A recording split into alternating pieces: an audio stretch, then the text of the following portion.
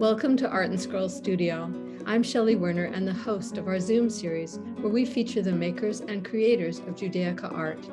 On November 3rd, 2021, Naomi Broudo was our special guest, and she shared with us the backstory of her amazing art.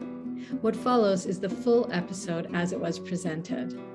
Please click on the link to subscribe to our channel so you can be sure to know when we post previews of upcoming events or post episodes that have happened in the past. So I want to ask you, of course, some questions just to get started. Did you always want to be an artist when you were young? Well, that's a really easy question to answer because the answer is yes. And I came by it very honestly. My father was a calligrapher and a sign painter, and my mother was a painter and a potter, and she was great at interior design, and her sisters were all artists. So I was surrounded basically by creative people my entire life. So it's basically bred in the bone then. Absolutely. I no thinking twice about it. You came out of the womb with a paintbrush in your hand. That sounds great. More or less. Well, this is a very important question, I know, to you. And it intrigues me as well, because as a designer myself, what is the difference to you between an artist, a designer, a graphic designer, and an illustrator? What are your thoughts on that? Well, I'd have to say, how much time do you have? Because that's a really big question. But if you were to look up what it is to be a graphic designer in the dictionary, what it would say is that it's a profession that utilizes both image and text to communicate a message. And I feel that very strongly about graphic design. And I don't feel that art is exactly, it's not the same. In graphic design, you're always solving a problem.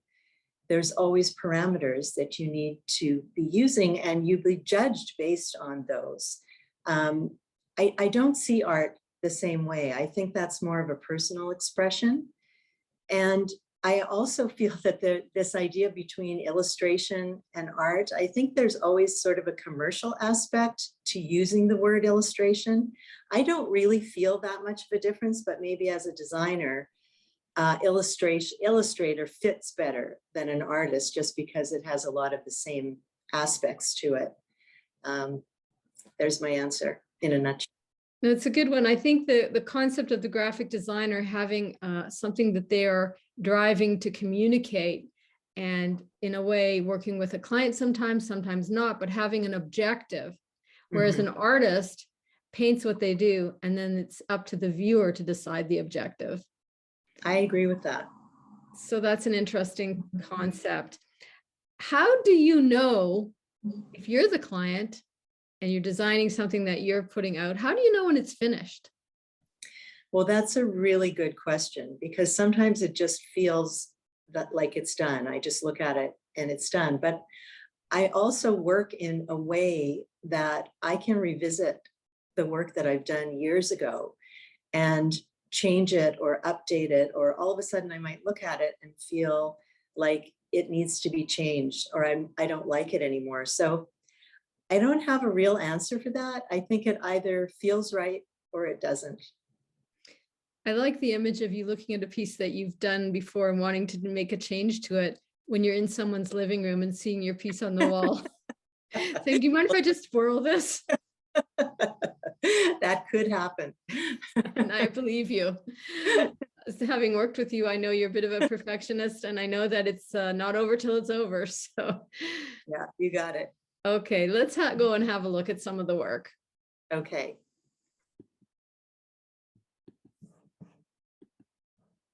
And can you see the screen? I can. Excellent. So tell us about what we're looking at here. Who's this person on the, standing here in the upper right?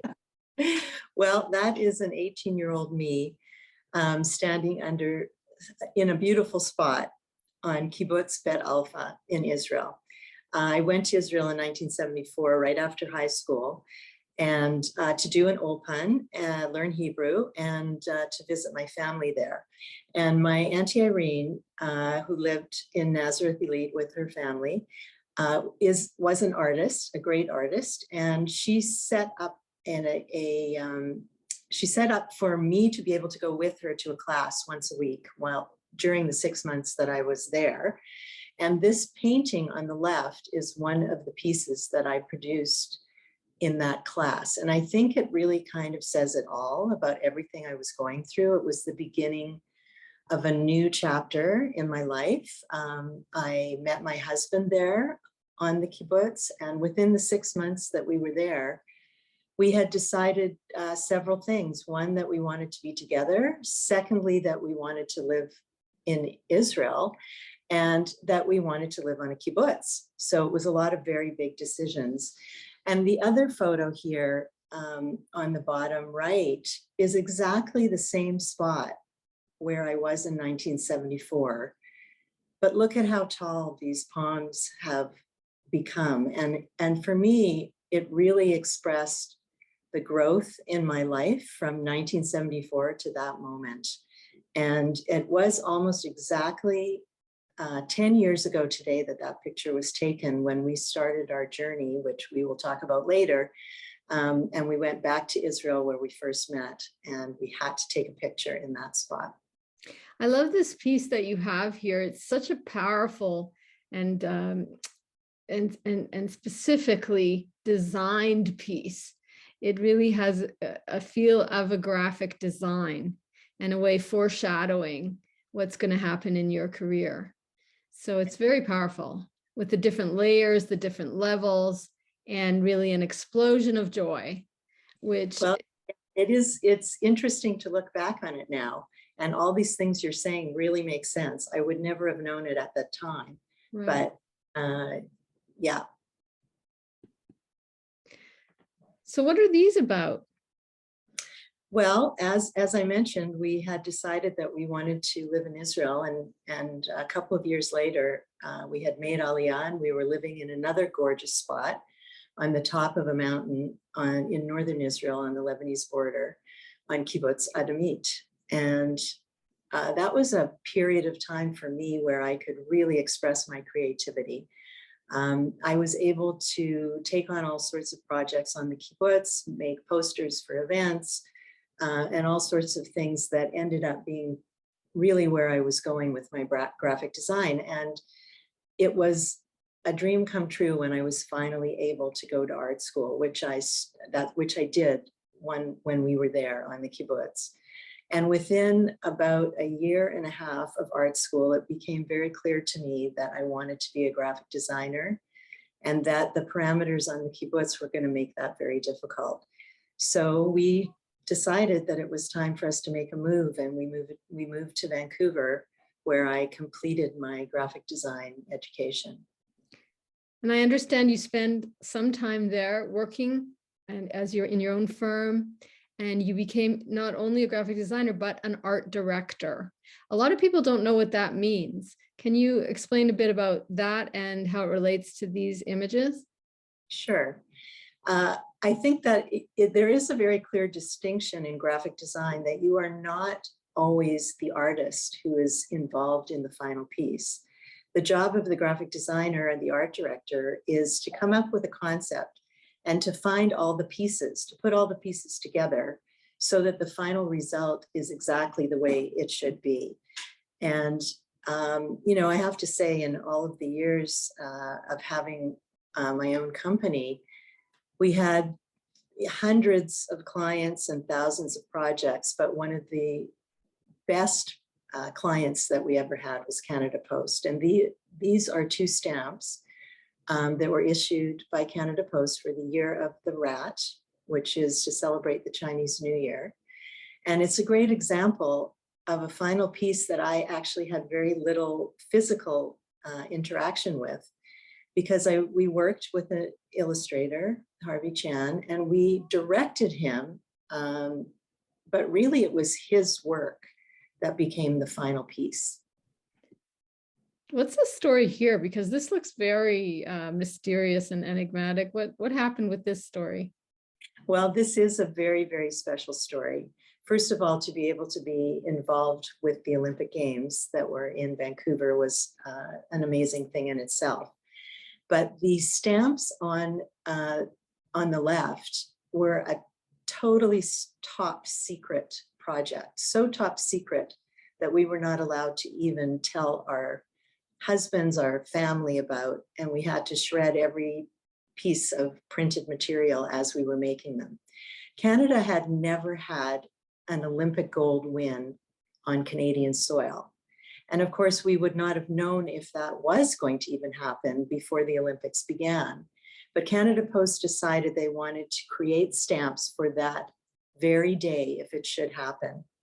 So all of these stamps were designed, printed, packaged, and even delivered to all the post offices all across Canada, waiting to be opened if there was a win. And luckily there was. After a few days, not on the first day or the second day, but I believe the third day, there was a gold medal won, and we could actually tell people that we were part of this project. That must have been amazing watching the games for you. You had a little secret, a cloak and dagger secret there. Absolutely. We watched every minute of the Olympics because we had to know when this exact moment might happen. Very exciting. Now, this is a significant piece for you, I happen to know, because it's a beginning of a new journey. Tell us, what was this piece to you? It was very significant. Our son told us he was going to be getting married. And this was, of course, an amazing event in our lives. And I knew that there was something that I could do that could be part of their lives, and that was to create their ketubah. And this is the end result. And it was a wonderful collaboration between my son and his bride-to-be, Melissa. And it's something that I feel is part of their life, and it really put me on a new path. My design career was winding down, and I felt I needed a new direction. And beginning a new direction that included Judaica seemed like just a really wonderful idea, and that's where I went with it. Almost like a marriage of your history and then your future to be, in terms of where would your skills take you? Absolutely. So now a lot of people and a lot of designers, artisans that we've had on our show have been people who paint these things themselves. But this looks hand painted, but in fact, I don't think you're hand painted this. What is the process? You are correct. I work completely digitally. So I am actually drawing, but I'm drawing them on my computer using, in this case, using my mouse to create the contours of every piece that is in every composition that I create. So it's an interesting way of working because I can take it with me. It's always with me, and it's very clean and tidy. There's no paint splashed anywhere. It's all very contained, as is my graphic design. So now I want to show some of your work, which I find so impactful. One of the skills that you're using here in one of the styles is called micrography, which means creating shapes out of words. And it's a very long-standing tradition in Judaism, actually, in Jewish documents, is to create shapes using the words and the letters. But that's not the only thing that's powerful about these pieces.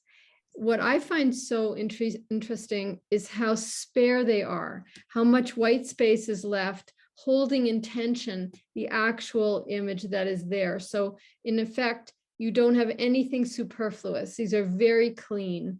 And can you tell us a bit about your philosophy around the design and what makes you keep it so precise? Well, I think in general, I really wanted to do something new. I did not want to, work in the way that maybe a lot of ketubah artists were working, that harkened back to the traditional look of illustrated, illuminated documents from history. And I also felt that these pieces, because they hang oftentimes in a living room or a bedroom or somewhere in the home, I really wanted to create compositions that were interesting and different. And by utilizing the text of the ketubah contract in a way that I had not seen others doing. To me, it felt like it was a new approach. And it was really welcomed. So I think the new approach was something that people were looking for at the time. I think it's very powerful, these images, and they're because they're spare, it doesn't mean that they have less impact. In fact, it means they have more impact. Like this tree has a real sense of the blossoming of spring. Here we have the pomegranates and a real sense of the stability of this tree. It looks very stable, and you're thinking about a marriage. And in this one, it's very uniquely sparse. I don't know how to express it better than that. I want to say that it's precise and yet has a big impact.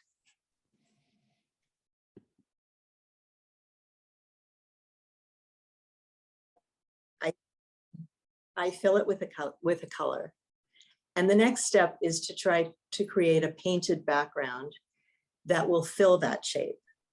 And on top of the painted background, I always like to include some kind of a texture. So I'm trying to create a very layered approach, which is maybe me trying to look like I'm painting more than I'm drawing on a computer. But I think I'm trying to really create depth, even though I'm working in actually a very flat way. So what you're saying is you've layered this in, you've created this shape, layered in the texture, and then on top of it, layered in these lines, and then produced almost like a cutaway or a tearaway or a sort of a negative shape that appears on the positive white space. I think that's a good way of explaining it. It's like I would use the word mask, that there's sort of a mask that you're out, like if you were silk screening or doing something, you're cutting away a shape and then filling it with layers of texture in one way or another. Sometimes it's lines, sometimes it might be smudges, or, depending on what's going on. And then, of course, aside from that, there's all the other small details in this tree, for instance, all the pomegranates and the leaves that are all dealt with both individually, and I'm able to move pieces around, which gives me a lot of freedom. I don't know how I would do it if I had to actually draw things the way, draw things on paper, because I'm so used to being able to move things around. Well, I think the reason I wanted to show this was that had a certain appearance of precision. But for those who are familiar with artistic terms, the term painterly is used to evoke this kind of feeling, almost like a watercolor effect. So you're actually able to, not only you're so skilled, you can actually make it look like this is a watercolor.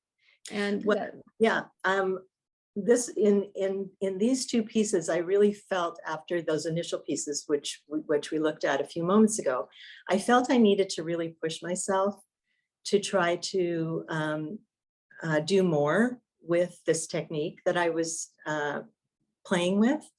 And I really felt that I was able to do that. I was able to, it's still very graphic, I think, because I can't seem to get away from that, but I tried to introduce some softness in the way I was blending the digital brush strokes.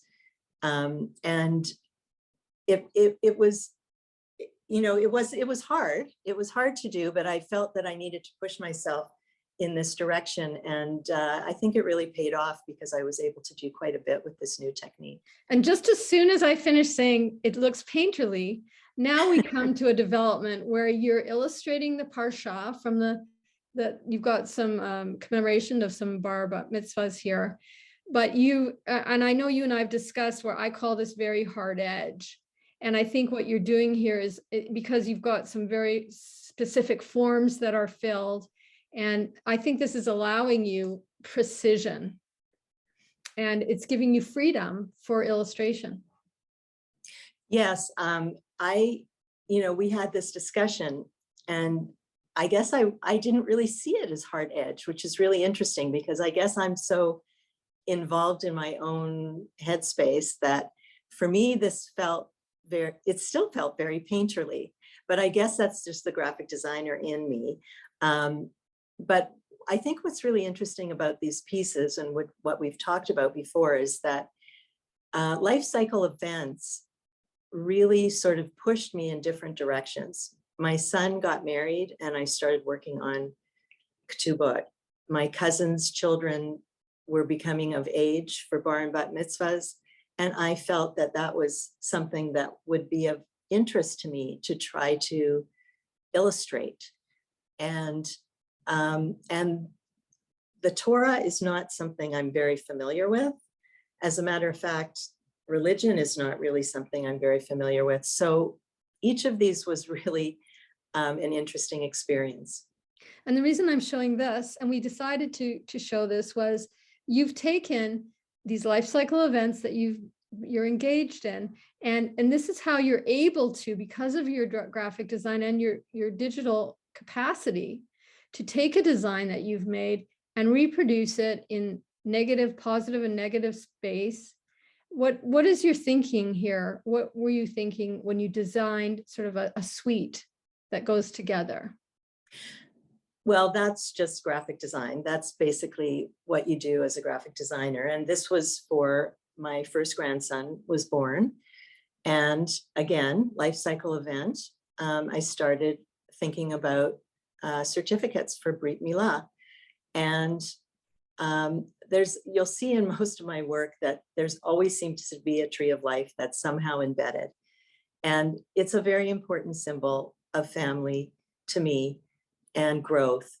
And with the birth of our first grandchild, Shai, I wanted there to be a little bit of a biblical sense to it because a Brit Milah is a tradition that is part of our heritage.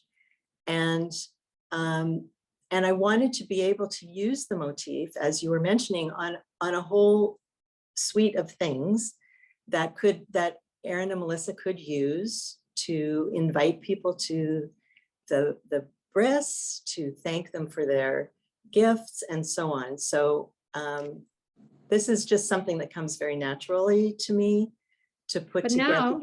Now that you are able to do all this amazing work and you have done so many of these pieces, now let's break open the eggshell and show what happened in your life. What did you decide to do? Right around the time that I was getting involved in making ketubot and my design life was winding down, we decided to sell everything, pack our bags, and travel the world. And I didn't want to stop working completely. So I realized that since I work digitally, I could take my computer with me and I could work along the road everywhere we went. And the other thing I decided to do, because I knew I wouldn't have a full creative life anymore because we would be so busily traveling from country to country, was I started blogging and I started using photography and writing about our experiences as my creative outlet. So we ended up traveling for almost 3 years off and on. We were nomads. We did not have a home address. And it was one of the most amazing adventures of our lives. And I felt that a lot of what I saw and experienced could also be part of my work. And here we have it. Okay. Yeah, so tell us the story of how this became embedded in this. Okay, so after a second trip actually to Morocco, I learned a lot about the Jewish population in Morocco. Before 1948, the Jews of Morocco were the largest population of Jews in the Muslim world, which meant that the Jews in Morocco did a lot of things. They were artisans, they had businesses, they were part of the community. And one of the areas of expertise was metalwork. And here you see this hamsa. And what I liked about the hamsa and why I wanted to incorporate it into a ketubah is that a hamsa is a symbol of protection. And the text of the ketubah is also a protection for the two people who are signing it. And I felt that those two things worked really well together.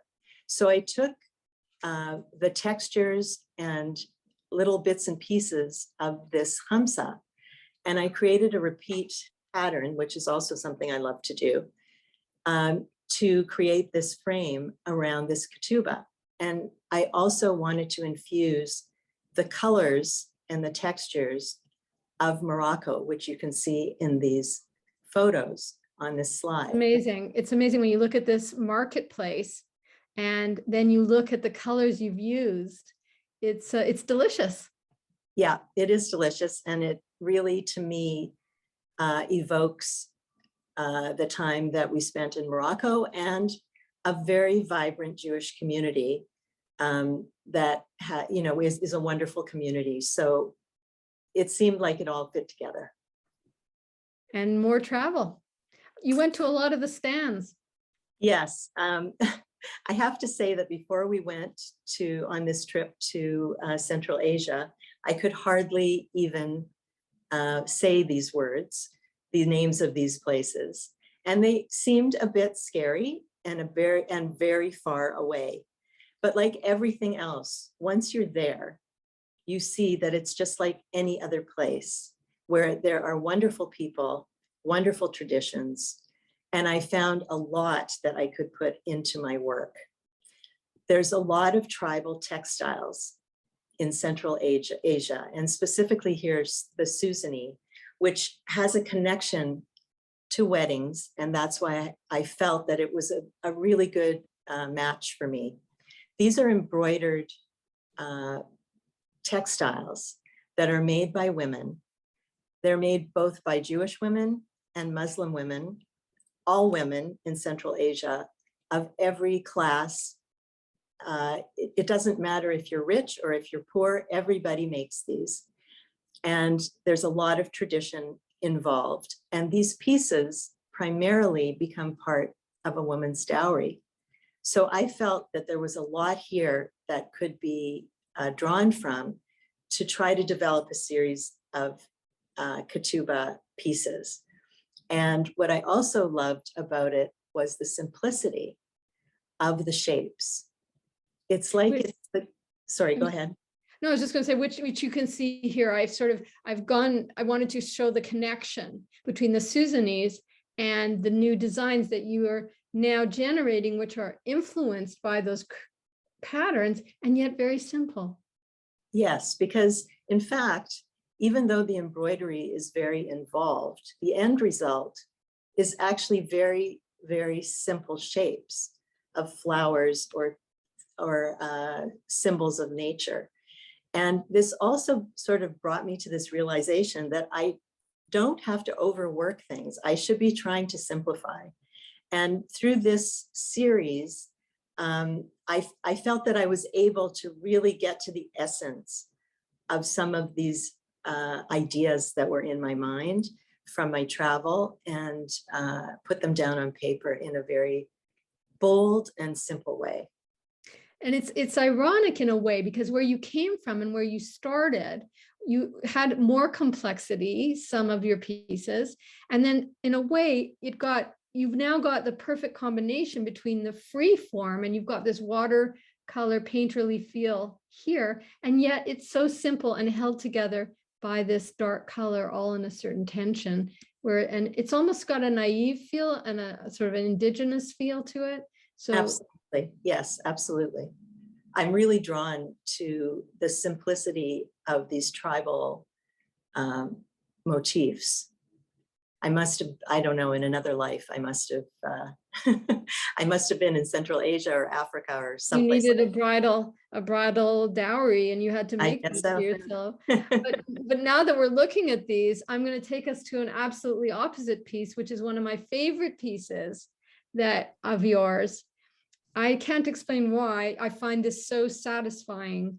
This combination of negative space, positive line, filled in shaped areas of color, blocking, integrated into this whole beautiful overall overarching pattern. Tell me what inspired this, because it has a mid-century modern feel to me. Yes, it definitely does. And interestingly, I don't see it as being that different than the other pieces, because in fact, we're dealing with very, very simple marks here, circles, lines, that come together in a unifying pattern. And what inspired me was the idea, and oftentimes this is what inspires me, is the idea of relationships, which are complicated, but if they're meant to be, they just flow. And when I describe this, I describe it as what love is all about. It's very complicated. You have to work at it. But when it comes together, it's just beautiful. I'm waiting for you to say effortless, because in a way, Yes. when it comes together, it does flow and have this harmony that's I find very strong in this piece. It has balance. Everything it's almost like the inside of a clock. Although I've mentioned to you that I feel like it's like the rim of a dinner plate in a way. Right. So it's hearkening back again to being taken care of and the comfort of a dinner table that's set. I think the word harmony fits perfectly. Thank you for that. I do think that this really is a harmony, and it was really fun to put together, to try to make all these pieces work around this circle, and feel in fact quite calm, even though there are so many pieces involved.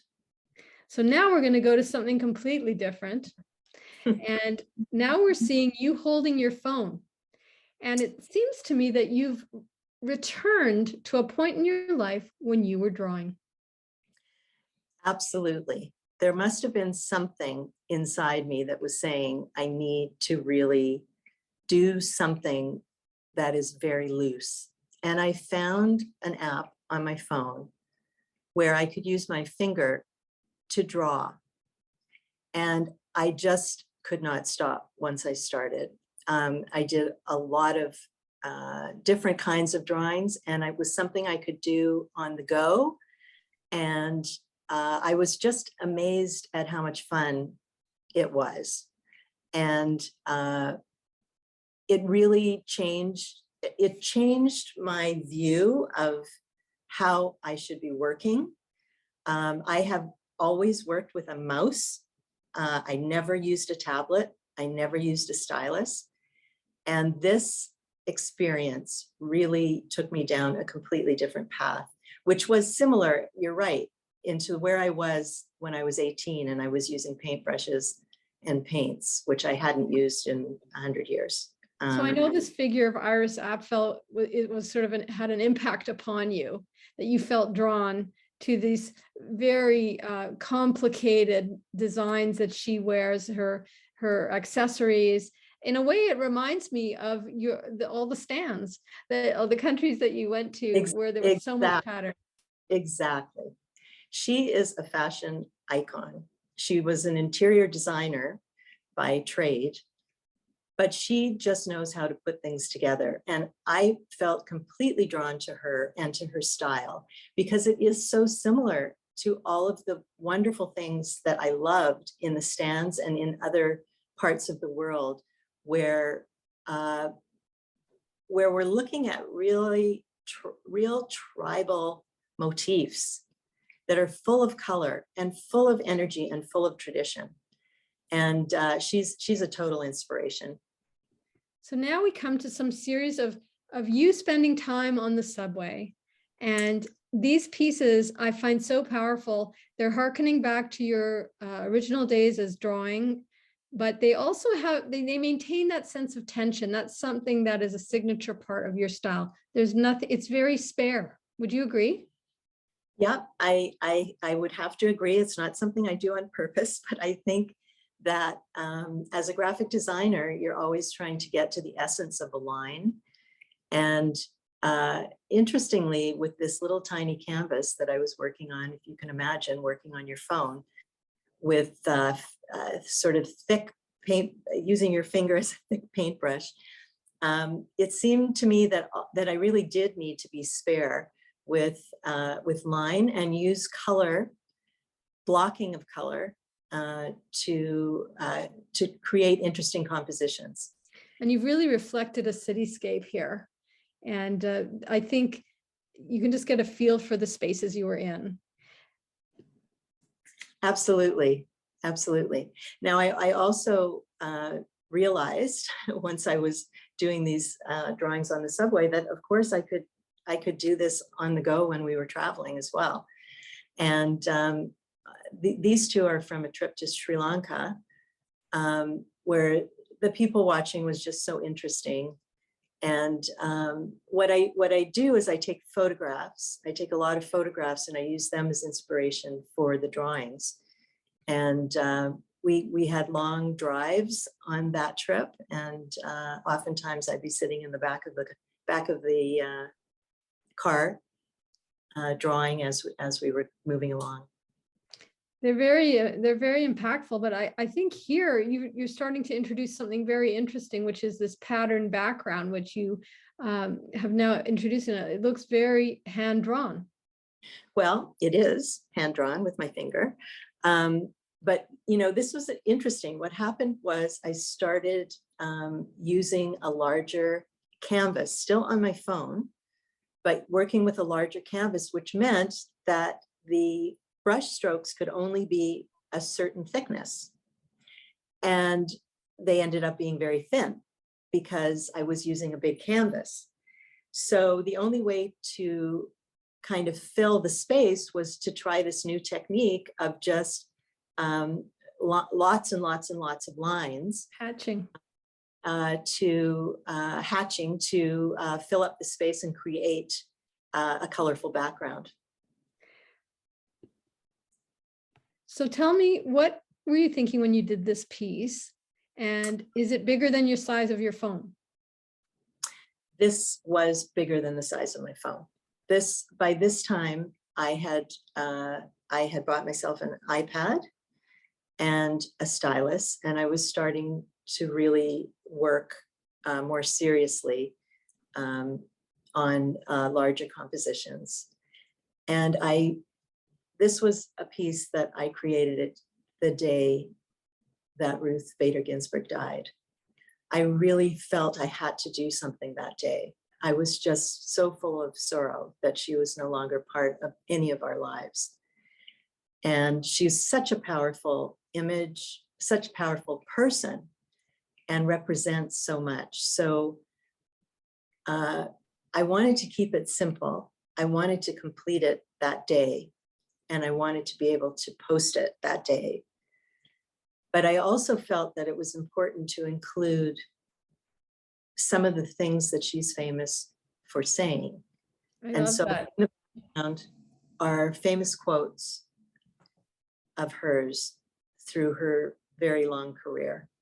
So now I'm taking us from that very impactful piece, I'm taking us to your surface design, because I know you've branched out, but in so doing, I'd like to note that this work looks like it sort of amalgamates all the different sort of styles that you've had, that you've come to a place where this is hearkening back to some of your original pieces that were the floral, back to the original Ketubah, and yet here we're seeing the influence of the Susani in terms of the sort of, it's not precise on the edging. It looks like something woven or some kind of a texture.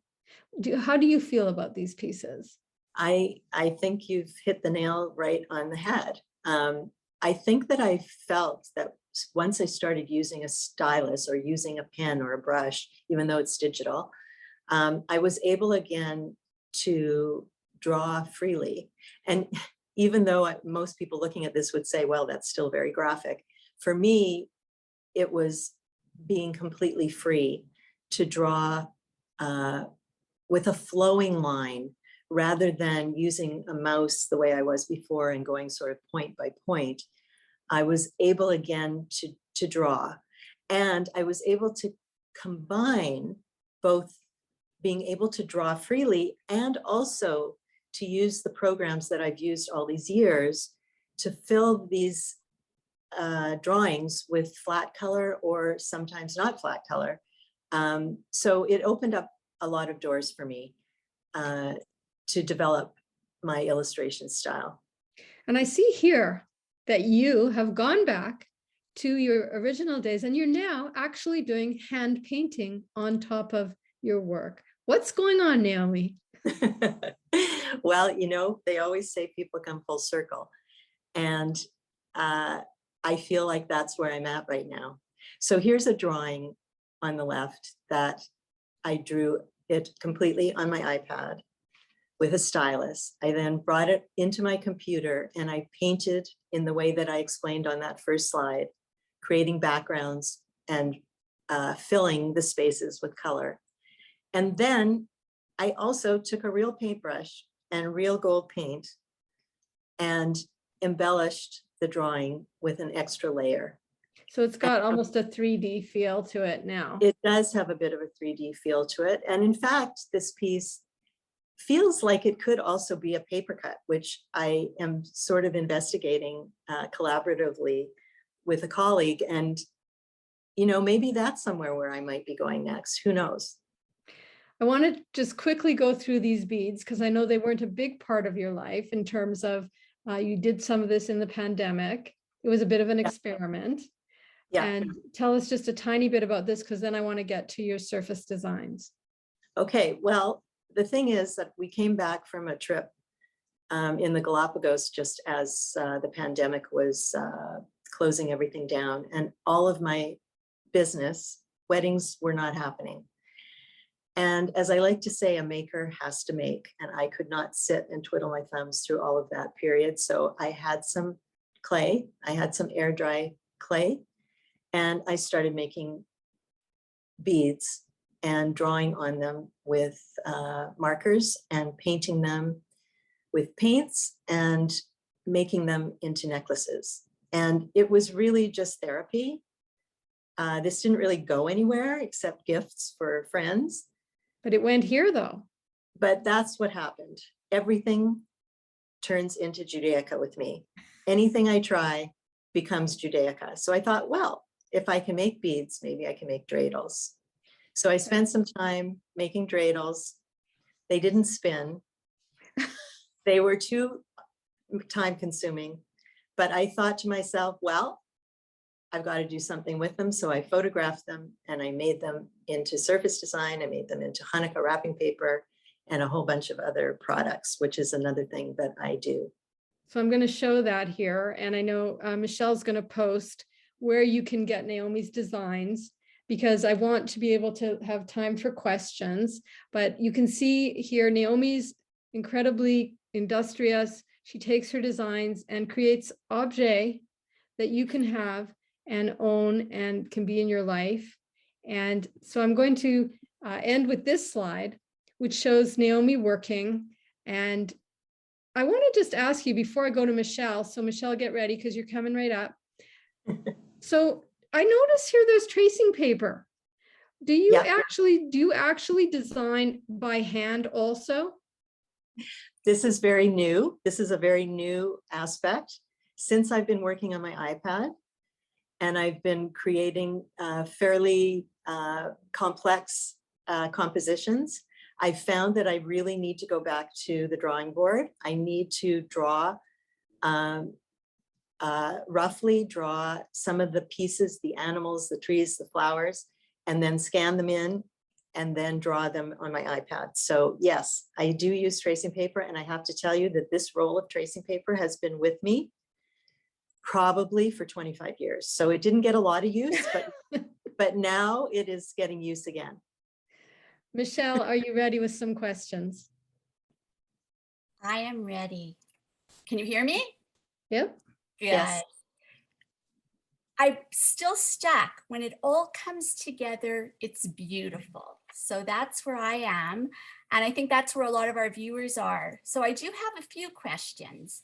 So when you were traveling about and you were meeting women in different countries, were they open to sharing their skills and their craft? And like, how did you connect with them and learn? They were very open. Sometimes there was a language barrier, of course.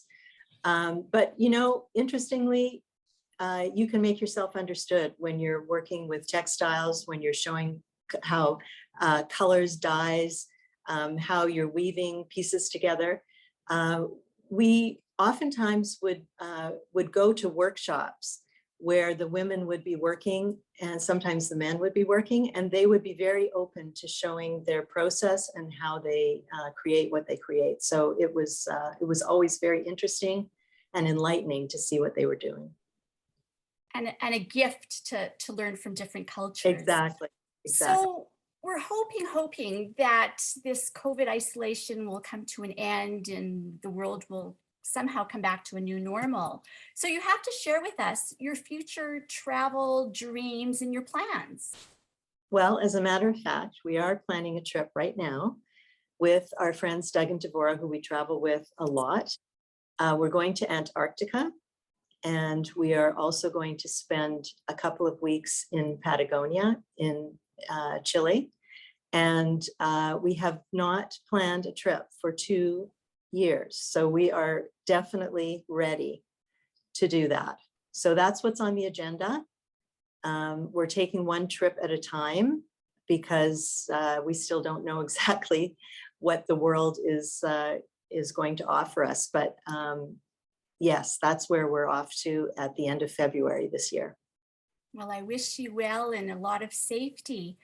Thank you. You've seen so much in the world, more than a lot of people, but you must have some specific artistic techniques from somewhere in the world that you haven't yet laid your hands on, that you kind of have your eyes on, that you want to learn about. Huh. You know, in many countries that we visit, there are a lot of very similar artistic endeavors that are going on: weaving, embroidery, dyeing of fabrics, batik styles, and certain techniques of creating color. I'm not sure I could pinpoint something that I haven't seen, because a lot of it repeats in many countries. There's a lot of similarities, but I'm always open to see what there might be out there that I have not encountered yet. Okay, so we'll have to follow your career to see what that's all about. So I think I have a few more questions here. Oh, they're all popping in here. I have to apologize. I think we had a little problem with the chat, but it looks like we've just resolved that problem. So my apologies to anybody, and we'll try and get to as much as we can. So what drawing program do you use on your phone? On my phone, it's called Adobe Draw, but I don't really use that anymore because I'm now on my iPad. I graduated from my phone to my iPad, and on my iPad, I use a program called Procreate, which is a wonderful program, and I love it. I've spent the last year learning how to use it, and I still use Adobe Illustrator on my computer for almost every piece. It starts on my iPad, usually in Procreate, but then it moves to my computer to be turned into its final form. Okay, we have a question here from Leah that I think that I can just answer. I could see people are very busy, so we did have a few people coming in late and they want to know, will there be a recording? We do put that up eventually on our YouTube channel, and for people who are here, we'll send you out an email, and we ask subscribe to our YouTube so you won't miss any of it, and you can see some of our past recordings as well. So I think we have time for one more question. One more. Okay. So Betsy wants to know, she was listening at the beginning about the stamps, and you were talking about we. So she was curious if there was a collaborative process going on there. Well, certainly there was a collaborative process, but the we in this case is my business partner, Violet Finvers. We went to Emily Carr together, and we worked together in another design firm before we started our business. So she and I collaborated on all the projects that we worked on in our entire time in tandem design. So that was the we. But there is also collaboration on the stamps with illustrators and photographers that we would hire to create a portion of the overall layout. Okay, maybe one more question, because Deborah had it posted up here, and then we'll have to end it for now, but stay tuned, we might have something for you. So Deborah wants to know, when you're using photos, do you use the photo and then work directly from it, or how do you manipulate the image? Is this about the question? Is it about the drawings, or? It says photos, so maybe drawing. When you mentioned the Sri Lanka, you said you worked from photos. Right, right. So usually what I do is I usually have 3 or 4 photos of the same subject. And I do bring those into my phone, and I oftentimes will do a sketch over the drawing so that I have a blocking in of the of where things are in the drawing. And then I turn the drawing off and I continue developing the illustration. So what I'm going to do, and I'm going to thank you, Michelle. I want to let everybody know something that we didn't say at the beginning, which is that we're going to get Naomi to stay after our show is officially ended. Naomi will stay and chat with people who have more questions. And we want to think of this as if you were in a lecture hall or presentation, and the speaker has decided to stand around a little and chat. So before we get to that, I'm going to officially do my great duty and honor, which is to thank you, Naomi, so much for spending this time with us, for giving us your best effort, and to sharing with us your process and your amazing designs. I've learned so much from you, and we're very grateful. Well, I'm very grateful to have been asked, and I really appreciate the whole process, Shelley, that we went through to develop this presentation. And I have to thank you for being a great editor and helping this OCD graphic designer who never wanted to stop. And I have to thank everybody who was here tonight for all your questions and for being interested in my work. That means a lot to me.